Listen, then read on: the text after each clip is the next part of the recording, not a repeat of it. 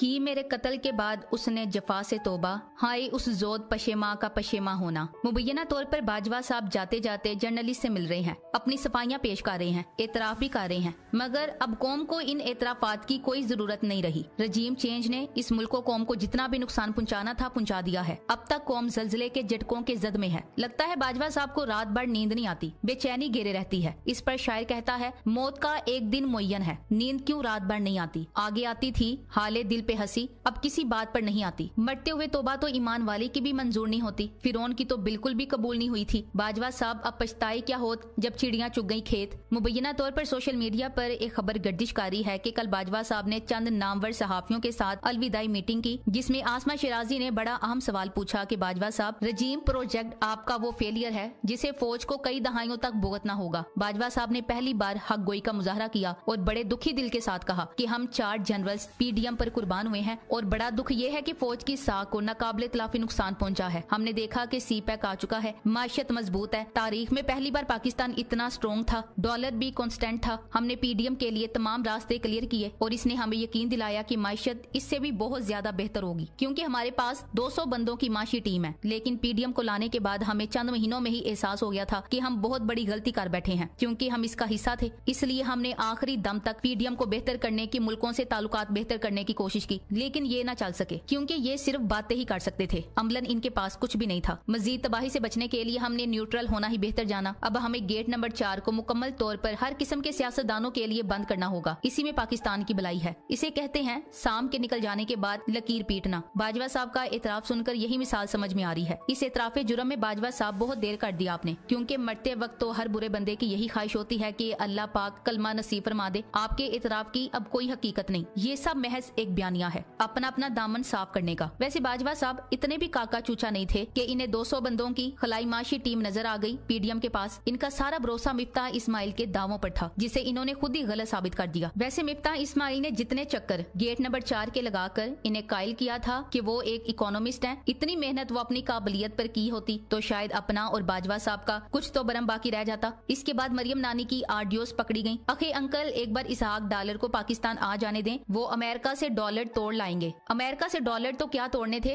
अपने डॉलर भी मुल्क से बाहर भेज दिए। इसहाक डार की तबाही से बाजवा वाकिफ था और बाजवा साहब की रिटायरमेंट से 2 दिन पहले बाजवा की बीवी और बहू के जिस तरह असासों की तफसीलात पब्लिक की गई और इन पर इसहाक डार ने जिस तरह यकीन की मोहर सब्त की, इससे साफ साफ पता चलता है कि बाजवा साहब और इसहाक डार में कुछ भी ठीक नहीं था। इसहाक डालर ने ऐन वक्त पर बहुत बड़ा खंजर बाजवा साहब की पुश्त पर मारा है। इसहाक डालर तो अपने सासे बचाने वापिस आया था। ये सब बनारसी ठग अपना अपना माल सेव करने आए हैं और नया माल बनाने। अभी सब बकवास बातें हैं, किसी में कुछ सच्चाई नहीं। नबी करीम सल्लल्लाहु अलैहि वसल्लम ने इरशाद फरमाया, हर उम्मत में कोई ना कोई फितना जरूर होता है। मेरी उम्मत का फितना माल है। मालो दौलत की इसकी हवस से पूरी कौम का मुस्तकबिल और हाल तारीख कर दिया है। बाजवा साहब का जाना भी कहाँ जाना था, वो तो आखिरी मिनट तक एक सियासी पार्टी की तरह बयान देता रहा। अगर इसको गलती का एहसास हो गया था तो इस गलती को सुधारा क्यों नहीं। आखिरी दिन तो बेचारे से चला भी नहीं जा रहा था। मौत को देखकर फिरौन ने भी कलमा पढ़ लिया था, मगर इसे इसका कोई फायदा नहीं हुआ। इसे गर्क होना पड़ा था, क्योंकि मौत के वक्त बस मरना होता है। तोबा का दरवाजा बंद हो चुका होता है। इदारे कहते हैं सब सियासी लोगों से बराबर का सलूक है हमारा, सियासत से कोई लेना देना नहीं, सब बराबर हैं। मगर फितना नानी इदारे को घसीटना चाहती है, बल्कि अब तो इमरान खान और इदारों को नए सिरे से लड़ाने की तैयारी की जा चुकी है और इस साजिश को